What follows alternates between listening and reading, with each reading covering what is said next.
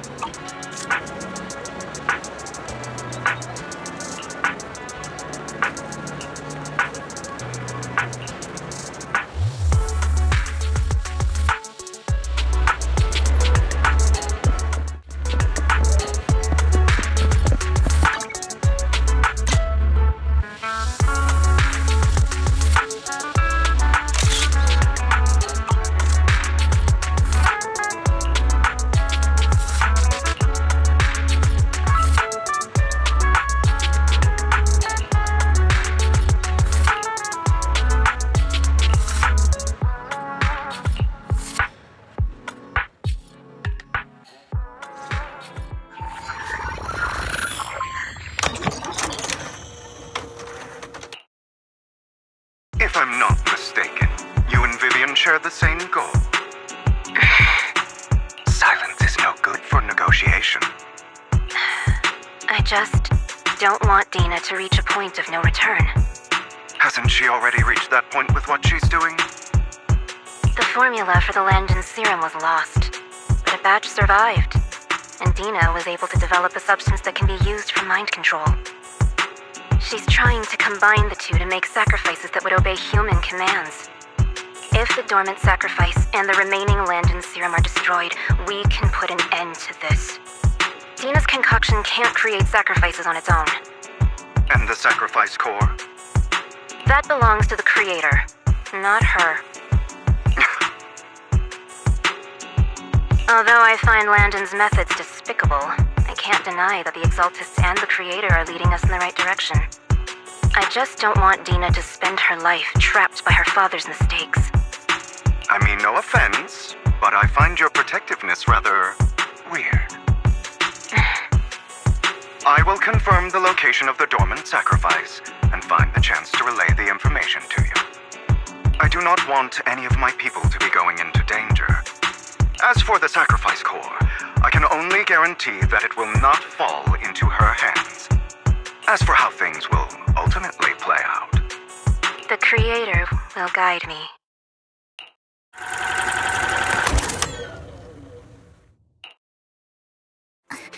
Camille was actually destroying the dormant sacrifice? Now Camille's actions make sense. But why did Hugo never tell us? Hugo, Belle, Lycon said there's something urgent he needs to discuss with us right now. All right, let's patch him in. Master Proxy, I apologize for disturbing you. We have just learned that the Ravenlock family will host a banquet tonight. This banquet is rather special, as they're allowing members of their family to invite business partners to attend. With Hartman at the center of controversy, there are many members of the family who are eager to use this opportunity to replace him. The mayor has been spreading rumors of a young tycoon who inherited a sizable fortune and is looking to partner with a person from an old and influential family. This information has lured a young man named Burton from the Ravenlock family. So, you want me to pose as this tycoon and use Burton to infiltrate the banquet? Correct. And Hartman's study is also located within the venue. I see. Hartman's study might hold valuable information. So, what should I do? You can attend as her +1. +1? Lord Faven, please go with me! Master Proxy, it seems Miss Vivian requires your presence, so... Yes, just your presence will help me immensely! All right, then let's go together. I'll send you the time and place for the meeting with Burton. If you encounter any danger, please evacuate immediately or contact me for backup. I hope everything goes well for you tonight.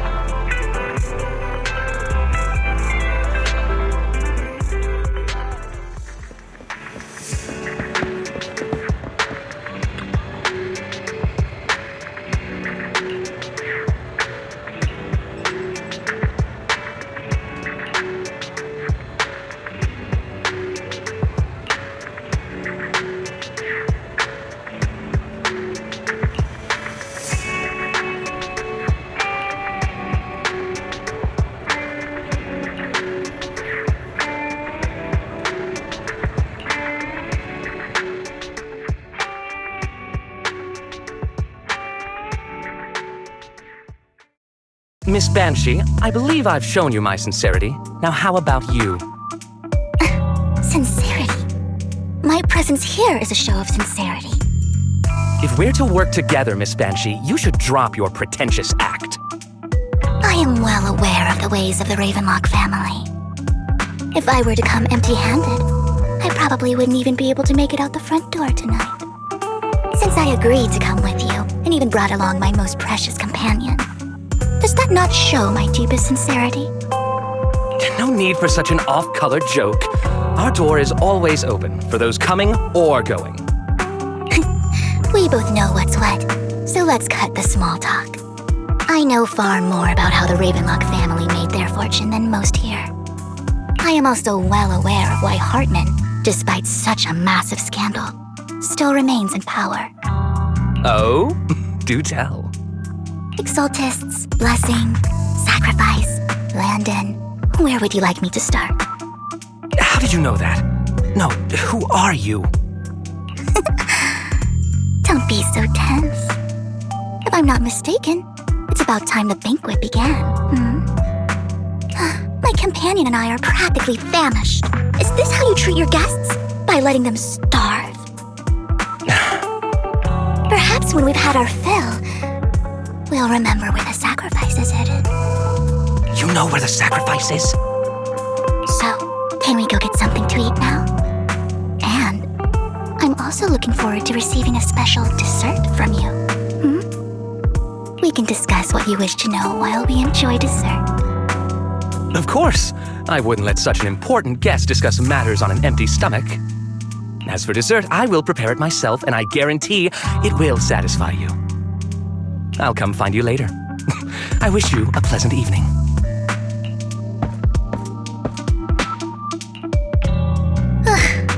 These kinds of people are exhausting to deal with. I really don't know how Hugo used to put up with it. What did you mean by dessert just now? I couldn't really follow. Hugo taught me that bringing up dessert in such situations is a way of telling the other party they need to offer more. Fortunately, that old fox Hartman is terrified of losing power. He's definitely keeping the destruction of the sacrifice and the fact that the sacrifice core is fake hidden from the other family members.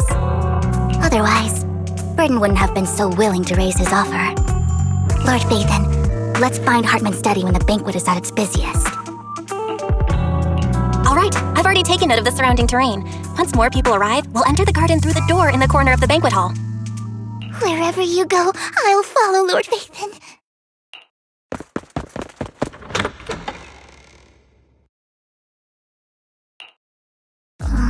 Isn't this going a bit too well? Perhaps we're just lucky? Plus, their security measures outside were so tight. Maybe it's more lax inside. However, just to be safe, I'll call Lycon. Let's check Hartman's recent correspondences for clues. I still have concerns about the sacrifice core. Right. Though the core he gave Dina was fake, Hartman might have left a trick up his sleeve and hid the real one. Then let's split up.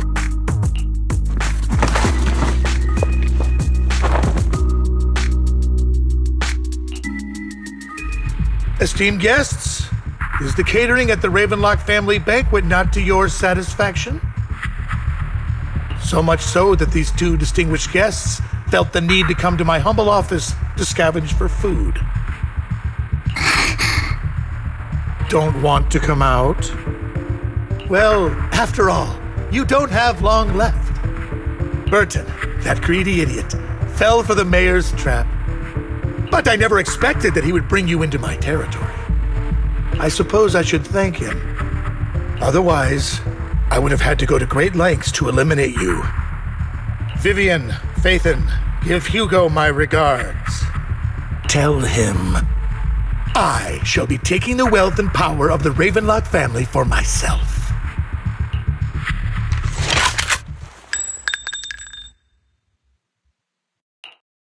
Bullet!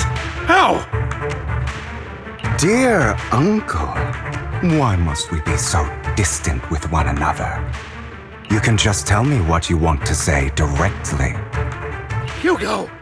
Impossible! You're...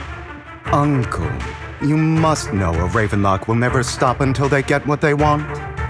Did you really think I would be defeated so soon, when I have yet to trample you into the dirt? You filthy bastard! You only know how to resort to these petty tricks! Petty tricks?